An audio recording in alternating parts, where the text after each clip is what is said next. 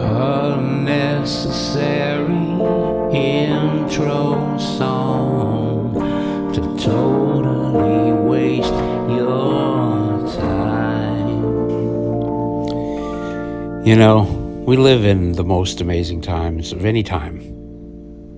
I'm absolutely convinced of that. That life on planet Earth is flourishing more than it ever has at any time in nature.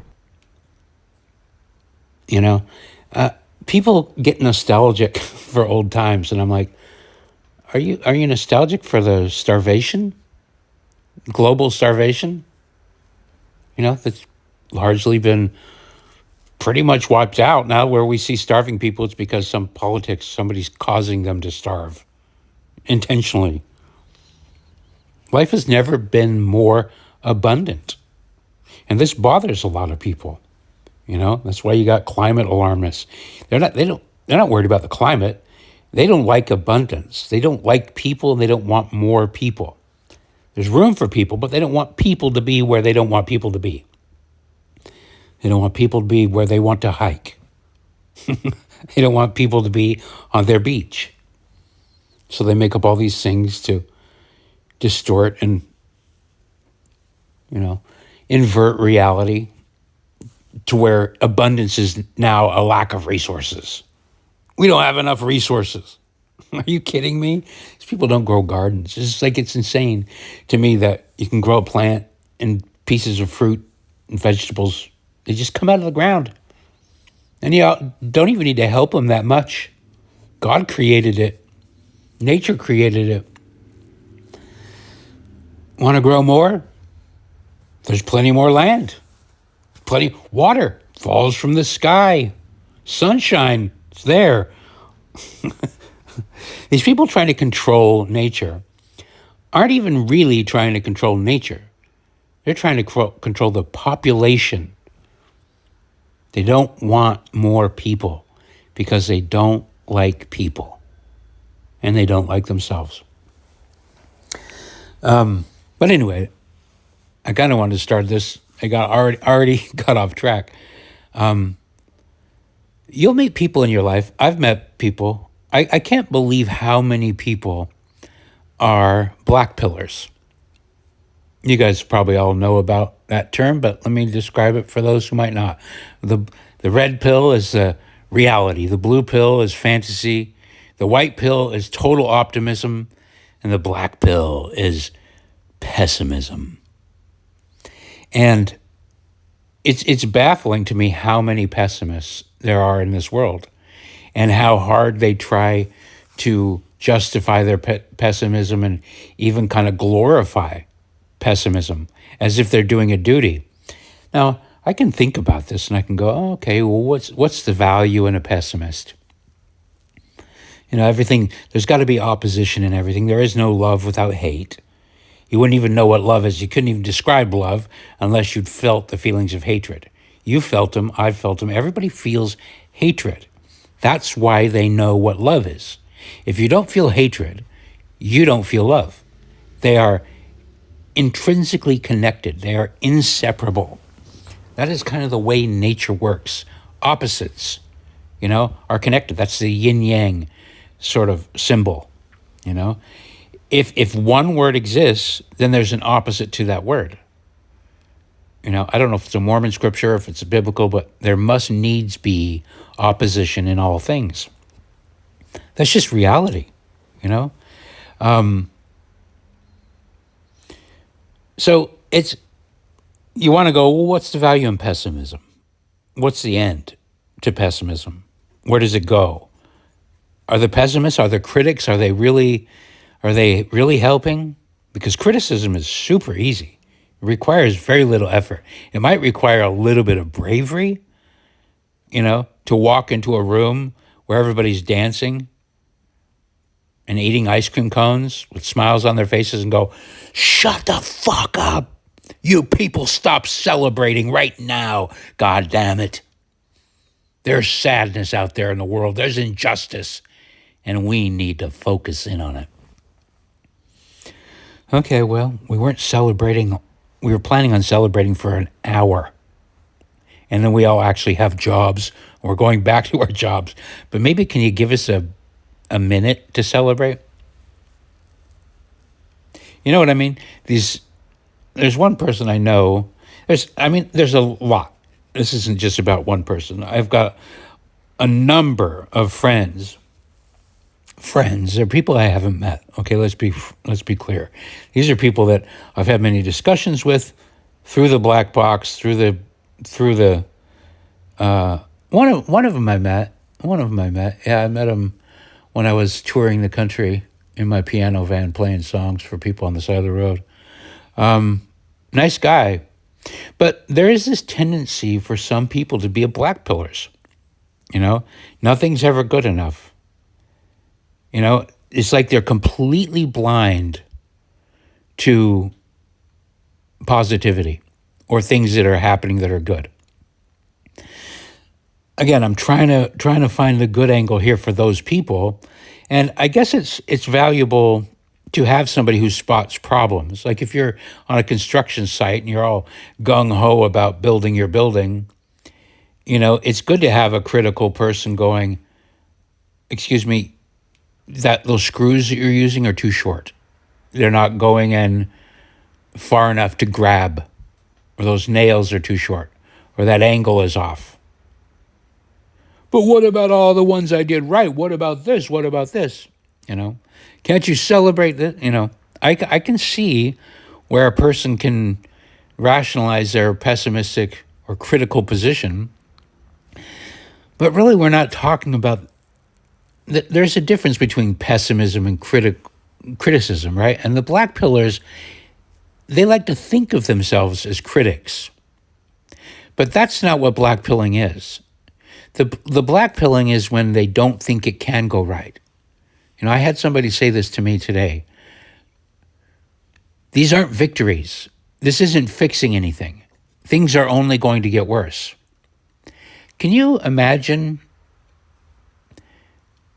That's a phrase. I want to say, isolate that phrase. Things are only going to get worse.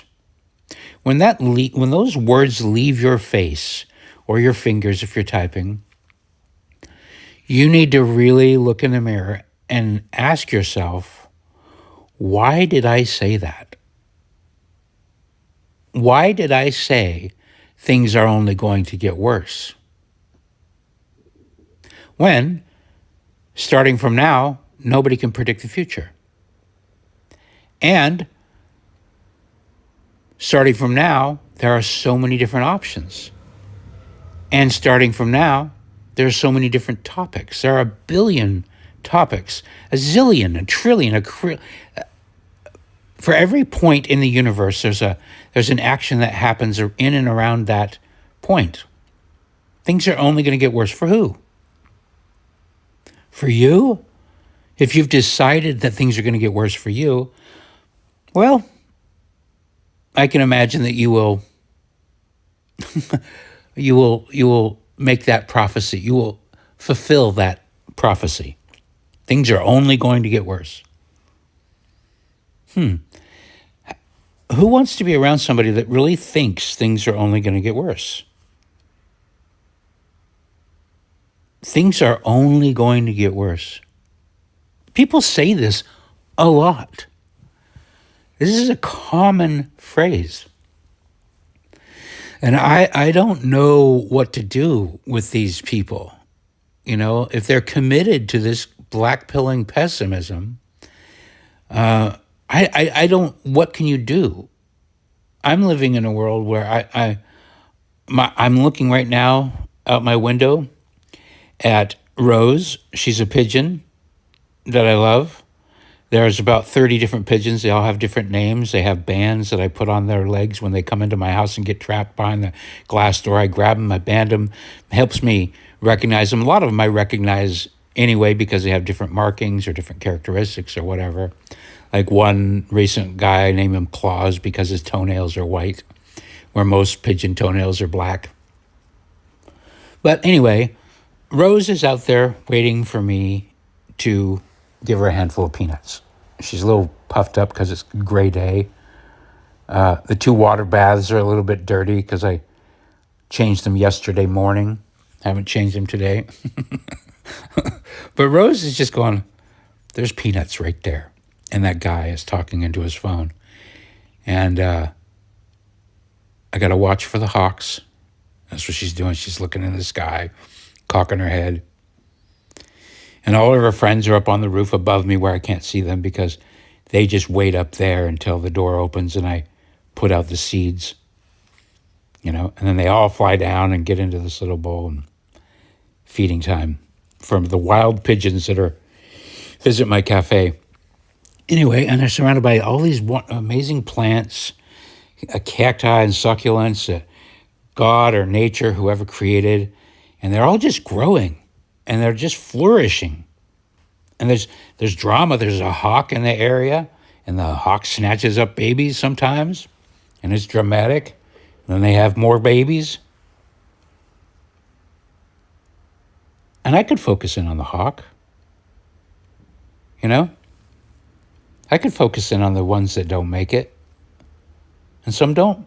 The other day, about 3 weeks ago, not that long ago, about a week ago, I looked out behind a pot and I could see a bird sitting there. And I thought, who's that sitting out there? And I opened the door and I got closer and it was dead. I picked up the bird, beautiful little pigeon, turned it over, and he was wearing an orange tag and a blue tag that I tagged.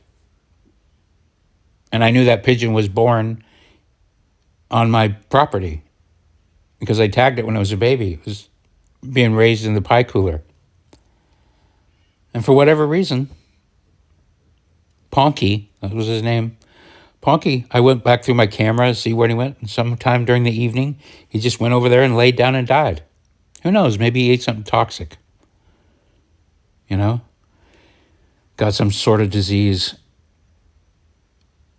But he was born here, and he came to my deck to die, and he died.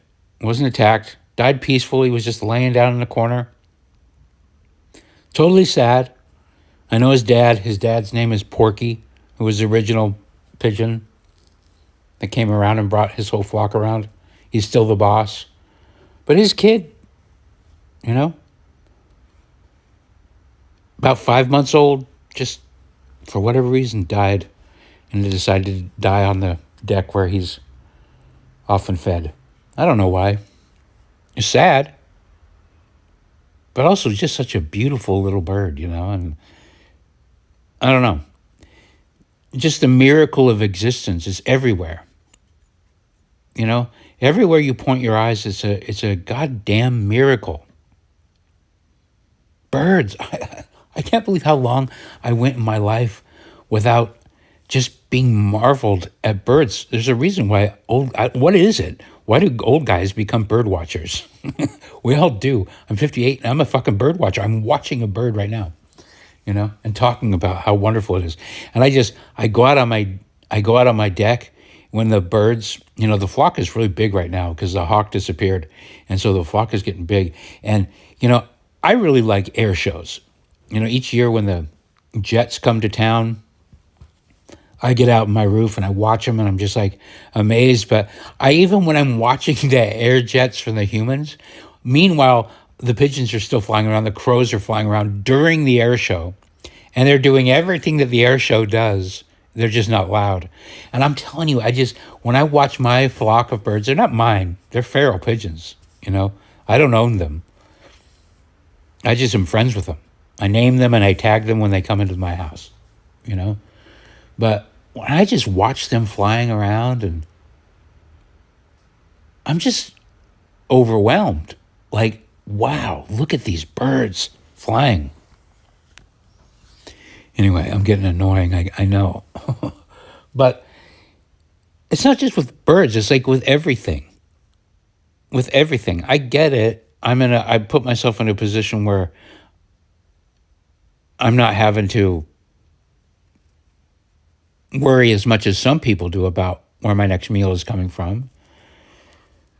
But I'm aware that fewer people overall on the planet are worried about where their meals are coming from. And really, it's just about moving barriers, removing barriers to get that, because the abundance is here.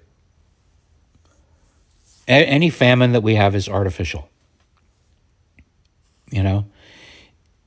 And I see us moving. There are danger signs. I don't like this. I don't like that. I don't like certain things. But when you're dealing with people that truly believe that things are only going to get worse, that's a self-fulfilling prophecy. It just is. You cannot, if you believe that things are only going to get worse, your own psychology is going to want it to get worse just for your own, I don't know, so you weren't wrong, your own pride. And I see that with a lot of people. A lot of my friends, and using air quotes, I use it very lightly. I don't really have any friends. My friends are the pigeons and the squirrels. But they'll tell you, you know, I had a friend just today, earlier, before I started this message, you know, tell me that I'm foolish, or she didn't call me foolish, but she said that people believe XYZ, which is XYZ is something I just said, are foolish and ghoulish and stupid. It's not a victory. Why are people celebrating? I'm like, you should celebrate all the time. Every time you take a breath, you should celebrate. That's my opinion. You know, every time you take a breath, every time you look at a bird, have a piece of chocolate, enjoy some beans and rice, a sausage, a tomato, you should celebrate, you know? You should celebrate your existence. And let me tell you something, if you can't see beauty and things that are going well, that's a decision you've made. Because at any given time, you can decide what you want to focus on.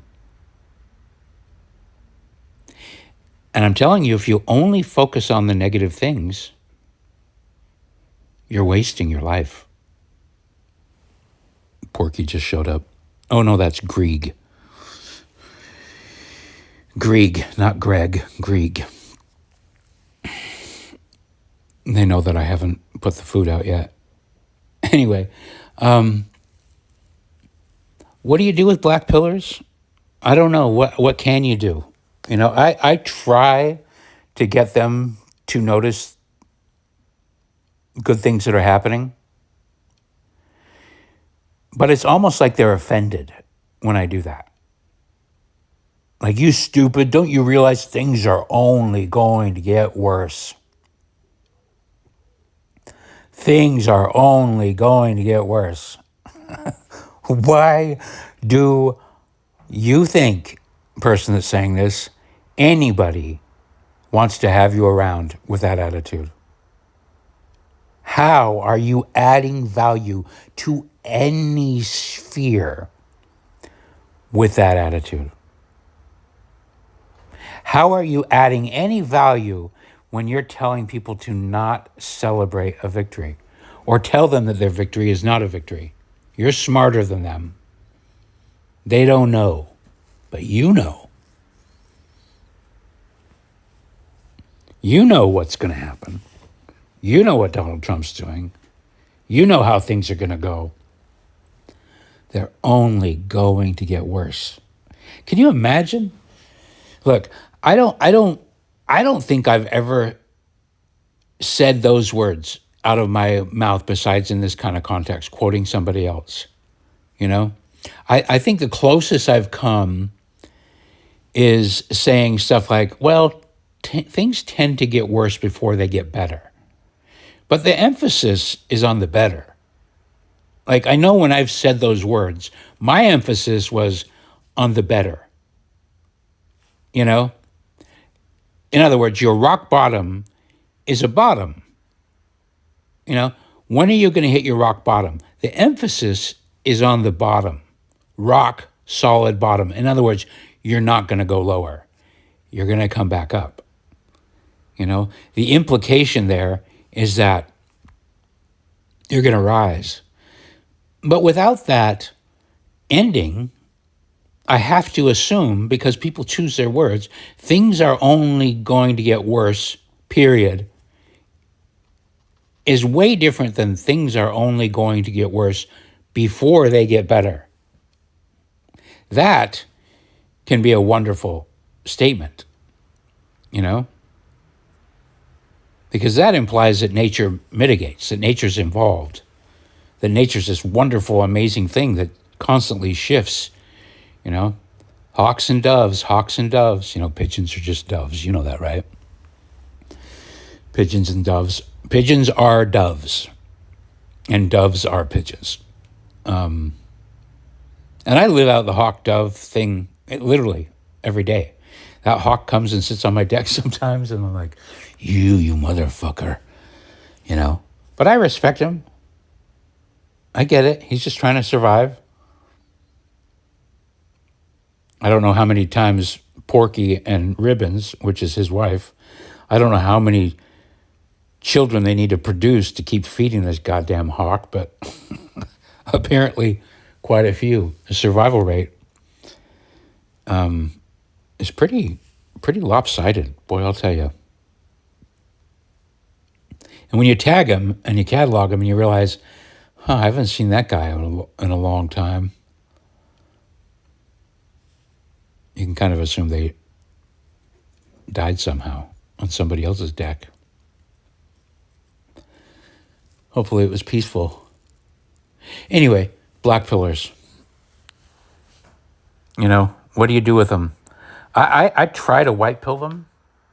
I think white pilling is maybe a little bit too much, but not really. I think that you have to be optimistic. You have to be, in order for you to make things happen. I think people choose to not be optimistic because, I don't know.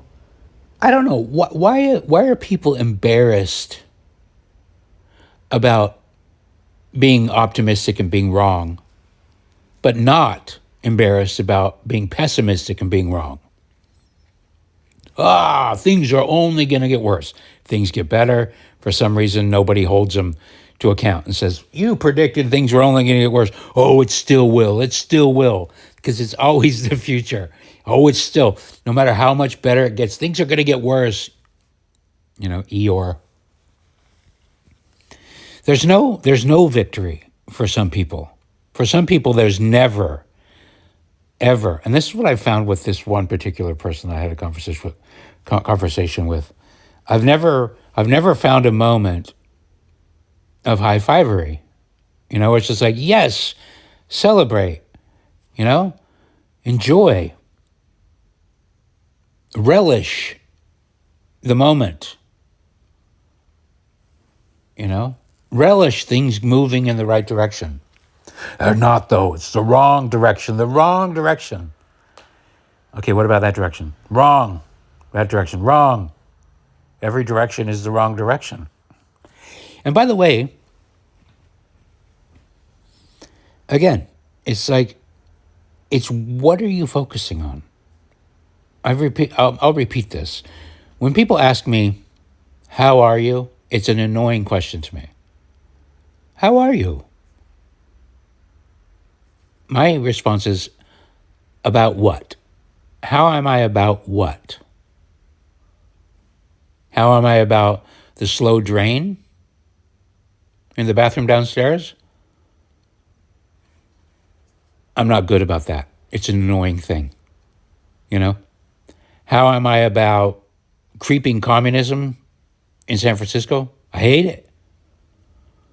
But at the very same moment that I hate that, I love 1,000 other things. It's not about one thing. This is what I keep trying to explain to people. Like, every single emotion, every single possible emotion is inside of you right now, just there, standing by, waiting for your focus. Every wonderful thing about life, it's all around you. It's inside of you. All the gratitude, it's there. You don't even need to acknowledge gratitude, but you are grateful for being alive.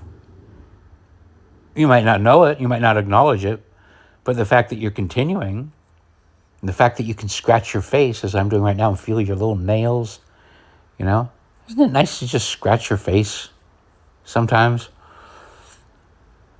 Everything's there. But what are you focusing on? Are you focusing on the negative things? Are you focusing on the ugliness?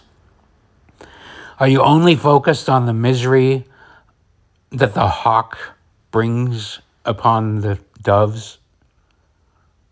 Or could it be that the hawk is feeding its babies too?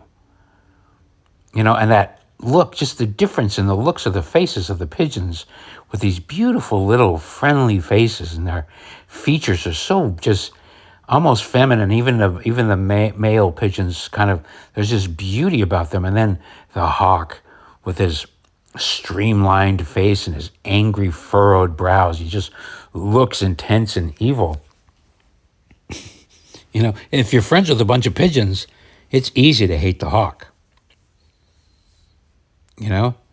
But when you've been friends with pigeons for as long as I have, and you realize how quickly they reproduce, how quickly a flock can be reduced in numbers, and how quickly it can just bounce right back, you realize that hawk has got to eat. And nature designed it that way. With Ponky dying behind my pot, I thought, man, I wish there was a way I could just give Ponky to the hawk and say, hey, this one is already dead. How about this one? Keep your eyes off all the other guys. I really thought about it. I thought I could maybe put him on the roof next door to my house, but I'm such an idiot. I'm like not wanting to traumatize Porky and Ribbons by having his dead kid.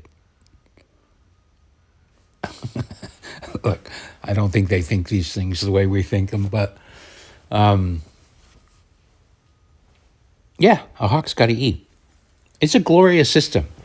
And you can focus on the pain and the joy or the contrast of both. And that's what I like to do. It's just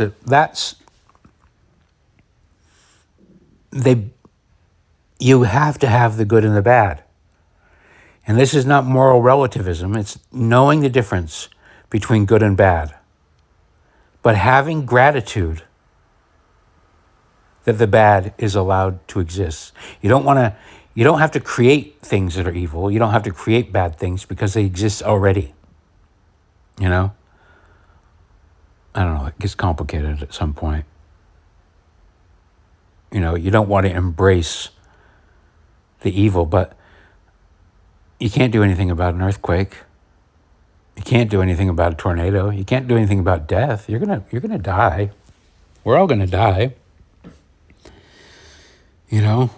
But we can either resist it and with joy and fervor, or we can just, I'm gonna die. What's the point? Well, the point is to experience life, to celebrate any victory. Oh, but it's not a victory. Not to you. Your team lost. And that's part of it too. Sometimes one team wins and the other team loses. It's kind of why I don't like sports. I stopped watching sports years ago because I realized that mathematically it was a terrible, terrible gamble. This is back when the NFL had 28 teams, and the odds that my team was going to win the Super Bowl were very low, which meant that, only one of 28 teams is going to be the winner. The rest are losers. Terrible odds. Really just terrible odds. So I gave up on that. I tend to pick my victories a lot more liberally now. just giving a handful of peanuts. You know, having a pigeon, E-Dub is my favorite pigeon.